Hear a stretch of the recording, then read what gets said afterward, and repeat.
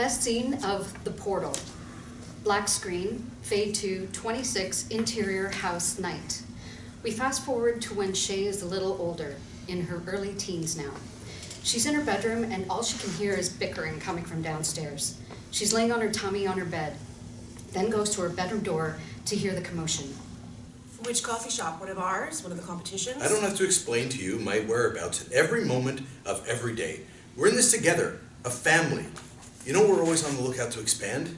As Shay's ear is by the open door, we're looking over her shoulder and we notice a streak of light pass outside her bedroom window. There's a thunderous boom and the ground shakes a little.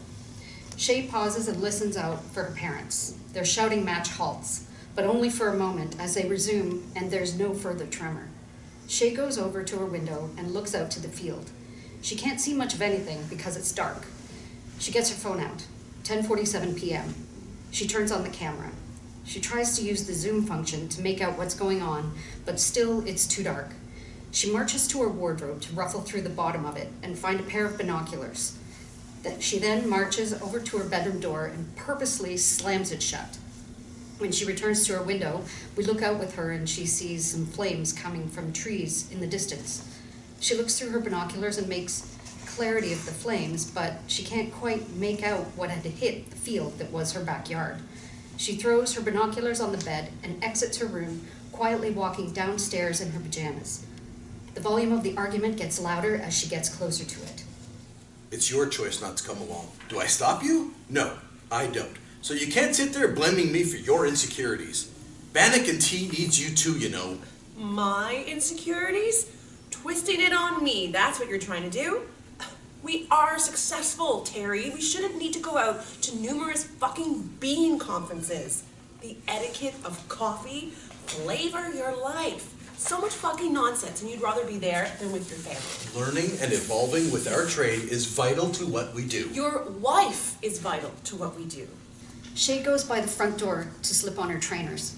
She passes the access to the living room, and we see her parents shouting at one another. She slips into the kitchen, and we watch as she picks the mini fire extinguisher off the wall. She ducks down and moves past the kitchen table, getting to the back door and sneaking out. We look through the kitchen window to see Shay running off into the field. Cut to Terry and Laura arguing. Wife. My wife. Is that what you want to call yourself? Now, what are you talking about, Terry? I know, Laura. I've known for years. You think I didn't notice he came around here a bit more often? You think I didn't notice after coming home to you that that bastard scent is on my wife's blouse and I try to kiss you? Well? Go on then. Say something. You were? I was what? You were away. I was away. Away. Always doing shop stuff. For all I knew, you had another woman on the side, another family even. So that's what you told yourself. That's what made it okay for you to lie and cheat. To cheat on our marriage and to cheat on your daughter as her mother. I didn't know where you were. So call me. Talk to me. Have some decency at least. Oh, fuck off. You'll never understand. Cut to 27, exterior field, night. Shay carries the fire extinguisher and runs as fast as she can towards the trees where she sees the flames. She gets closer and closer to the point of impact. As she approaches the trees, she's relieved to see that the flames aren't overbearing. She pulls the extinguisher's pin and begins to put out the fire. After doing so, she turns to see what a huge hole has been created thanks to the impact of a meteor. She looks back towards the house and there's no activity. She turns her attention to the meteor and she unleashes the fire extinguisher on it, assuming that it's hot. She then notices that the rocky material of the meteor begins to dust away, similar to a dandelion in the wind. As this happens, Shay steps into the hole left by the meteor's point of impact, and she gets closer to what's in the middle. She crouches down to look at it closely. It's an opening, no bigger than an iPad. Shay stands up to look toward the house again. No activity. She crouches down to the opening again and puts her hand into it tentatively. Hot, she says, wincing. Out of the opening, she pulls a handful of golden sand. She looks at the sand and then spreads it on the floor. We see her look around in wonderment at the size of the hole the meteor had created. She stands and looks towards the house. She sees her mom and dad storming out. They still seem to be yelling at one another. She clears her hand of the sand and gets herself out of the hole and runs towards the house. 28, exterior side of house, night.